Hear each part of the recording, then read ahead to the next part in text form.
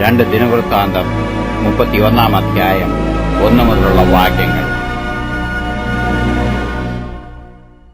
ഇതൊക്കെയും തീർന്ന ശേഷം വന്നുകൂടിയിരുന്ന എല്ലാ ഇസ്രായേലും യഹൂദ നഗരങ്ങളിലേക്ക് ചെന്ന് സ്തംഭ വിഗ്രഹങ്ങളെ തകർത്ത് എല്ലാ യഹൂദയിലും ബെന്യാമീനിലും എഫ്രയീമിലും മനശ്ശെയിലുമുള്ള അശേര പ്രതിഷ്ഠകളെ വെട്ടി പൂജാഗിരികളെയും ബലിപീഠങ്ങളെയും ഇടിച്ച് നശിപ്പിച്ചു കളഞ്ഞു.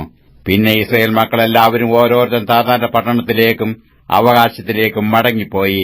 അനന്തരം യെഹിസ്കീയാ പുരോഹിതന്മാരുടെയും ലേവ്യരുടെയും കൂറുകളെ കൂറായി ഓരോരുത്തനെ അവനവന്റെ ശുശ്രൂഷപ്രകാരം പുരോഹിതന്മാരെയും ലേവ്യരെയും ഹോമയാഗങ്ങളും സമാധാനയാഗങ്ങളും കഴിപ്പാനും യഹോവയുടെ പാളയത്തിന്റെ വാതിലുകളിൽ ശുശ്രൂഷിപ്പാനും സ്തോത്രം ചെയ്തു വാഴ്ത്തുവാനും നിയമിച്ചു. രാജാവ് ഹോമയാഗങ്ങൾക്കായിട്ട് യഹോവയുടെ ന്യായപ്രമാണത്തിൽ എഴുതിയിരിക്കുന്നതുപോലെ കാലത്തെയും വൈകുന്നേരത്തെയും ഹോമയാഗങ്ങൾക്കായിട്ടും ശബ്ബത്തുകളിലും അമാവാസ്യകളിലും ഉത്സവങ്ങളിലുമുള്ള ഹോമയാഗങ്ങൾക്കായിട്ടും തന്നെ സ്വന്തം വകയിൽ നിന്ന് ഒരു ഓഹരി നിശ്ചയിച്ചു. യെരൂശലേമിൽ പാർത്ത ജനത്തോട് അവൻ പുരോഹിതന്മാരും ലേവ്യരും യഹോവയുടെ ന്യായപ്രമാണത്തിൽ ഊറ്റിരിക്കേണ്ടതിന് അവരുടെ ഓഹരി കൊടുപ്പാൻ കൽപ്പിച്ചു. ഈ കൽപ്പന പ്രസിദ്ധമായ ഉടനെ ഇസ്രായേൽ മക്കൾ ധാന്യം, വീഞ്ഞ്, എണ്ണ, തേൻ, വയലിലെ എല്ലാ വിളവും എന്നിവയുടെ ആദ്യഫലം വളരെ കൊണ്ടുവന്നു എല്ലാറ്റിന്റെയും ദശാംശവും അനവധി കൊണ്ടുവന്നു.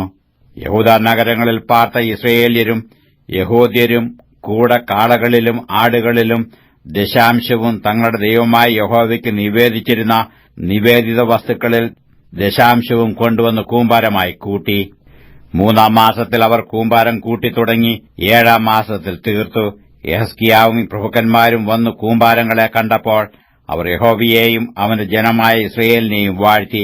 യെഹിസ്കീയാവ് കൂമ്പാരങ്ങളെക്കുറിച്ച് പുരോഹിതന്മാരോടും ലേവ്യരോടും ചോദിച്ചു. അതിന് സാദോക്കിന്റെ ഗൃഹത്തിൽ മഹാപുരോഹിതനായ അസര്യാവ് അവനോട്, ജനം ഈ വഴിപാടുകളെ യഹോവയുടെ ആലയത്തിലേക്ക് കൊണ്ടുവന്നു തുടങ്ങിയതു മുതൽ ഞങ്ങൾ തിന്ന് തൃപ്തരായി വളരെ ശേഷിപ്പിച്ചുമിരിക്കുന്നു. യഹോവ തന്റെ ജനത്തെ അനുഗ്രഹിച്ചിരിക്കുന്നു, ശേഷിച്ചതാകുന്നു ഈ വലിയ കൂമ്പാരം എന്നുത്തരം പറഞ്ഞു. അപ്പോൾ യെഹിസ്കീയാവ് യഹോവയുടെ ആലയത്തിൽ അറകൾ ഒരുക്കുവാൻ കൽപ്പിച്ചു. അങ്ങനെ അവർ ഒരുക്കിയ ശേഷം വഴിപാടുകളും ദശാംശങ്ങളും നിവേദിത വസ്തുക്കളും വിശ്വസ്തയോടെ അകത്തു കൊണ്ടുവന്നു. ലേവ്യനായ കൊനന്യാവ് അവയ്ക്കു മേൽവിചാരകനും അവന്റെ അനുജൻ ശിമെയി രണ്ടാമനുമായിരുന്നു. യെഹിസ്കീയാ രാജാവിന്റെയും ദൈവാലയ പ്രമാണിയായ അസര്യാവിന്റെയും ആജ്ഞപ്രകാരം യെഹീയേൽ, അസസ്യാവ്, നഹത്ത്, അസഹേൽ, യെരിമോത്ത്, യോസാബാദ്, എലിയേൽ, ഇസ്മഖ്യാവ്, മഹത്ത്, ബെനായാവ് എന്നിവർ കോനാന്യവിന്റെയും അവന്റെ അനുജൻ ശിമെയുടെയും കീഴിൽ വിചാരകന്മാരായിരുന്നു. കിഴക്കേ വാതിൽ കാവൽക്കാരനായി ലേവ്യനായ ഇമ്നിയുടെ മകനായ കോരെ യഹോവയുടെ വഴിപാടുകളെയും അതിവിശുദ്ധ വസ്തുക്കളെയും വിഭാഗിച്ചു കൊടുപ്പാൻ ദൈവത്തിനുള്ള ഔദാര്യദാനങ്ങൾക്ക് മേൽവിചാരകനായിരുന്നു.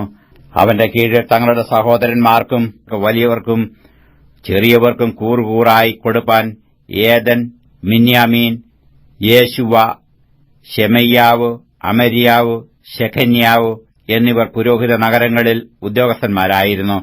3 വയസ്സ് മുതൽ മേലോട്ട് വംശാവലിയിൽ ചാർത്തപ്പെട്ടിരുന്ന ആണുങ്ങളായി ഓരോ ദിവസത്തിന്റെ ആവശ്യം പോലെ കൂറുകൂറായി താങ്കളുടെ തവണയ്ക്ക് ശുശ്രൂഷയ്ക്കായിട്ട് ആലയത്തിൽ വരുന്നവരെയും പുരോഹിതന്മാരുടെ വംശാവലിയിൽ പിതൃഭവനവുമായി ചാർത്തപ്പെട്ടവരെയും 20 വയസ്സ് മുതൽ മേലോട്ട് കൂറുകൂറായി താങ്കളുടെ തവണ മുറയ്ക്ക് ചാർത്തപ്പെട്ട ലേവ്യരെയും ഒഴിച്ചിരുന്നു. സർവ്വസഭയിലും അവരുടെ എല്ലാ കുഞ്ഞുങ്ങളും ഭാര്യമാരും പുത്രന്മാരും പുത്രിമാരുമായി വംശാവലിയിൽ ചാർത്തപ്പെട്ടവർക്കും കൂടെ ഓഹരി കൊടുക്കേണ്ടതായിരുന്നു. അവർ തങ്ങളുടെ ഉദ്യോഗങ്ങൾക്കൊത്തവണ്ണം തങ്ങളെ തന്നെ വിശുദ്ധിയിൽ വിശദീകരിച്ചു പോന്നു. പുരോഹിതന്മാരുടെ സകല പുരുഷ പ്രജയ്ക്കും ലേവ്യരിൽ വംശാവലിയായി ചാർത്തപ്പെട്ട എല്ലാവർക്കും ഓഹരി കൊടുക്കേണ്ടതിന് അവരുടെ പട്ടണങ്ങളുടെ പുൽപ്പുറ പ്രദേശങ്ങളിലെ അഹരോന്യരായ പുരോഹിതന്മാർക്കും ഓരോ പട്ടണത്തിൽ പേർ വിവരം പറഞ്ഞിരുന്ന പുരുഷന്മാരുണ്ടായിരുന്നു. യെഹിസ്കീയാവ് യഹൂദയിലൊക്കെയും ഇവണ്ണം ചെയ്തു. തന്റെ ദൈവമായ യഹോവയുടെ സന്നിധിയിൽ നന്മയും ന്യായവും സത്യവുമായുള്ളത് പ്രവർത്തിച്ചു.